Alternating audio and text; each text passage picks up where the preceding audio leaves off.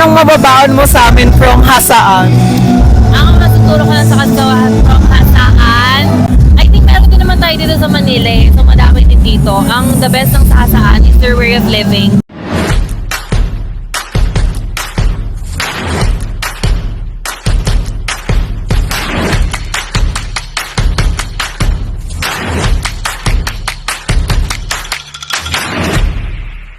Ayan guys, mag-isa lang po ako ngayon babiyahe dahil pangit nights na namin.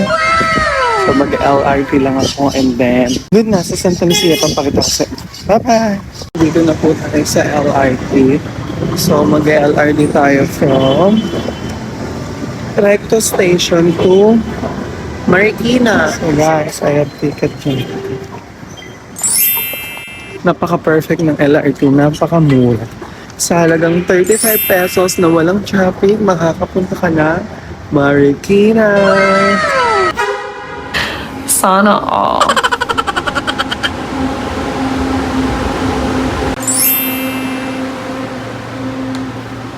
Andito na po tayo sa Marikina Station, then next stop dito, Santa Lucia. So, nasa Santa Lucia na agad tayo. Imagine, pagkababa ko ng LRT, Santa Lucia na agad. So, hanap lang natin yung venue. Ang laki ng Santa Lucia, nakakaligaw. So, finally, nandito na tayo. It's 11:56. So, maaga-aga tayo. Hindi tayo late.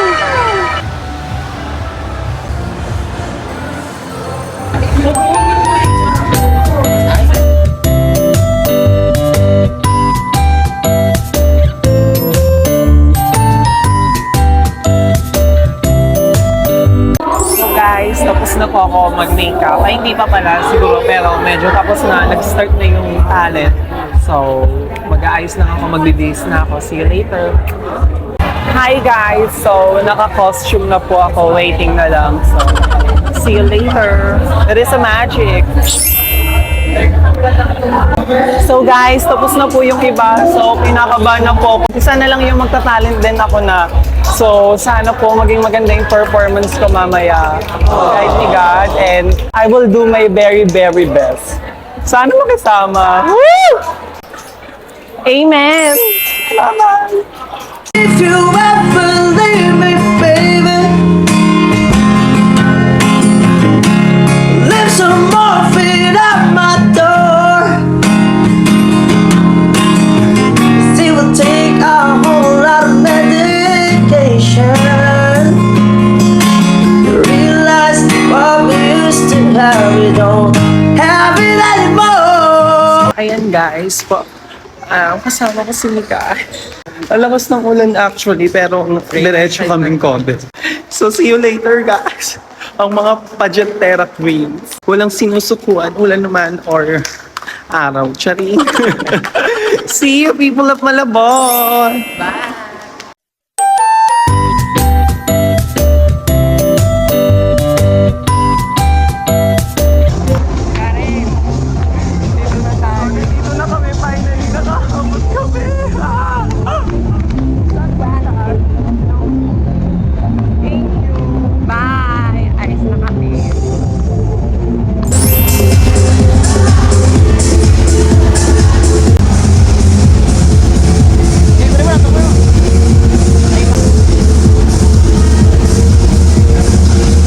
Galing pa akong Santa Lucia guys, so very haggard. Laban, sana magka-energy ako mamaya. Good luck to me. Bubunot na po tayo ng number. See you. With Mami Ira. Nag-drag queen po siya. Nakaabot po tayo sa pageant po dito sa Transreal. Sabi po kasi is 8 PM start na, pero anong oras na? Alas 10 na hindi pa start. So that is what we call Filipino time. I'm glad and happy dahil nakaabot tayo and well prepared po tayo for today's. Hindi tayo galgaw and everything. So I think kailangan lalabas tayo ng perfect dahil running score ngayon. And I am with your one and only Drag Race Philippines, Miss. Kawasaki. So, mayabang po siya dahil title po siya kahapon sa Drag Race. Pero wala namang kalaban. So, I need my Pe. Pak, tignan niyo po yung mukha. Pe, pakita ka naman dito, Pe. Ay, Day Monica. OM. Ang pinakamagandang mukha sa Navotas City. So, galing pa po siya ng ibang bansa. Bumaba siya dito para kumon. Hi everyone, I'm with Ate Yen. Ate Yen, how's your Davao? Nakapagod. Pero masaya. Masaya. Sobrang saya. Ay, tayo nakilala. Anong mababaon mo sa amin from Hasaan? Ang natuturo ko lang sa Kagawahan from Hasaan. I think meron din naman tayo dito sa Manila eh. So madami din dito. Ang the best ng sa Hasaan is their way of living. Sobrang mura ng bilihin talaga. Grabe. Ang layo sa Manila talaga. So alam niyo na po, baka naman magbaba na yung mga bilihin sa Manila para hindi tayo tumira sa ibang lugar. Number 4 pala si Ate Yeng. And I'm number 2.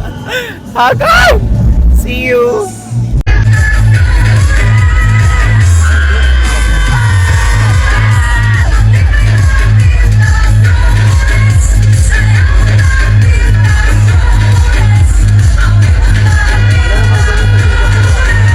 Mabuhay!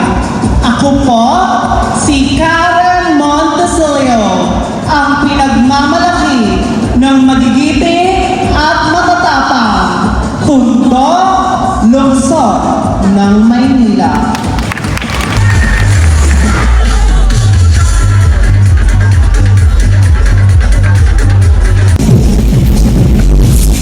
So Dan, it seems of competition with Mami Ita.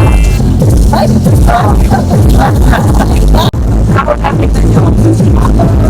Nakalakas na mula.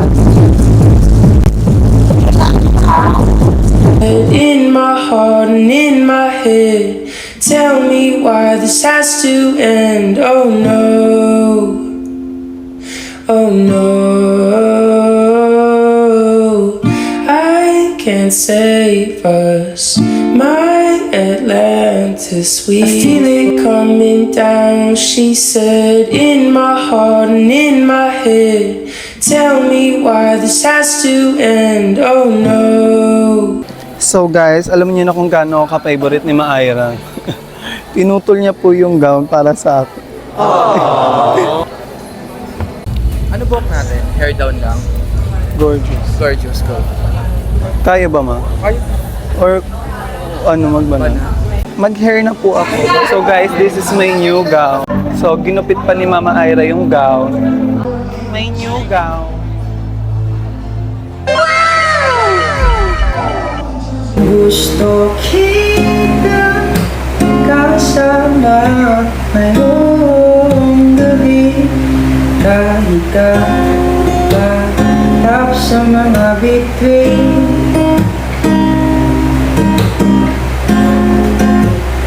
hihintay ang kinakasama. Our Christina's Brothers Choice Award is number 2.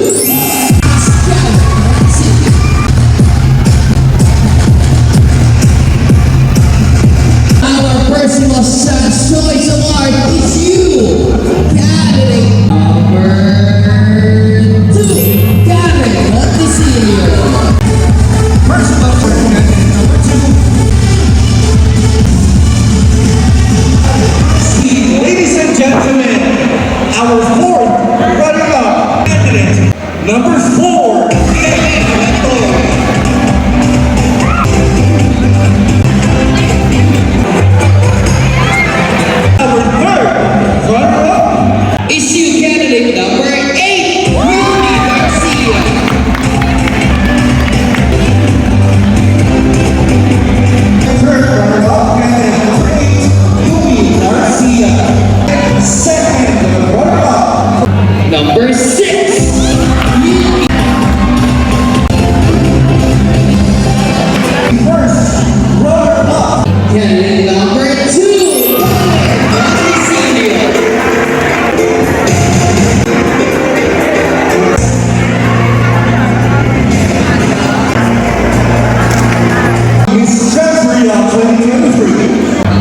is number 3.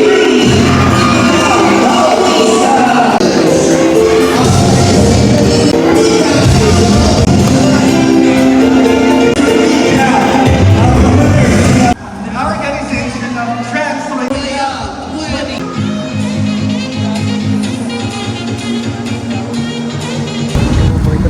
Hi everyone, so may sad news and may good news. Sad news, yung mic ko po or ni Densyo is nabasa, nasira. Aww. Ang good news naman, first runner-up po tayo sa Trans Royal. Love it! So dito po kami sa kainan sa paborito ni Mami Moki, Ellie Basha Kawasal. Siya po si Zainab. Mag-hi ka na. Yes, comment down below yes or no if Zainab or blank. Hello guys, so ayan po, nandito na po ako sa bahay.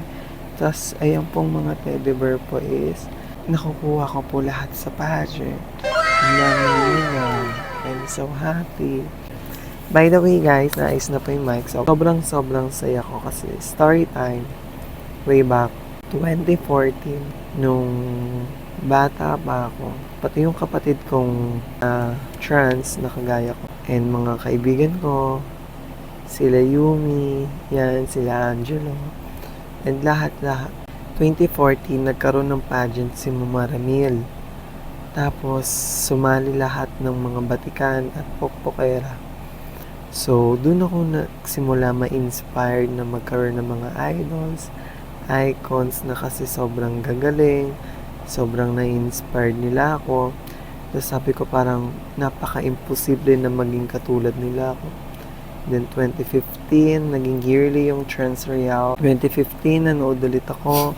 Si Idol Christina Dandan naman po yung nag-title. One of the best contestera. I think, nung nanonood ako ng mga Miss Gay, kapag nakikita ako si Maria Cristina Dandan, talagang wow lang yung masasabi mo sa kanya. Walang promise mamatay man. Grabing sobrang queenly, sobrang basta napakalakas ng dating niya as in. Sobra din ako na-inspired sa kanya noong 2015, tas 2016 hanggang sa yung idol ko na si Ate Aya. Yun, yung yearly yung pinapanood ko yung mga idols ko sa same stage, same venue, doon sa pinag-contesan ko kanina. And first try ko lang kaganina. Tas nanalo po tayo ng first runner-up.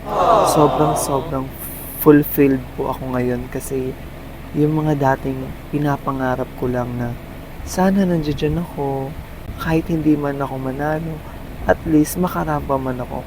Pero if it's meant to be, it will be talaga. Tsaka thankful ako kay God kasi hindi niya lang pinaranas sa akin na makarampa lang sa Trans Royal.